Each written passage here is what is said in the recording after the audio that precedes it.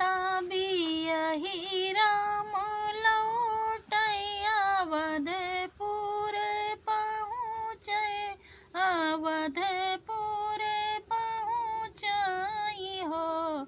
सीता पिछवा उलटी जब चितवाई, ता तुलसी मोहरे लागे, तुलसी मोहरे लागी हो।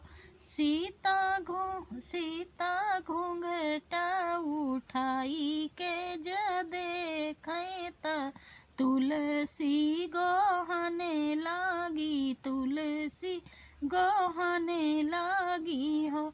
जऊ मई जन त्यों की तुलसी मोरे गोहने लगत्यो, जऊ मई जन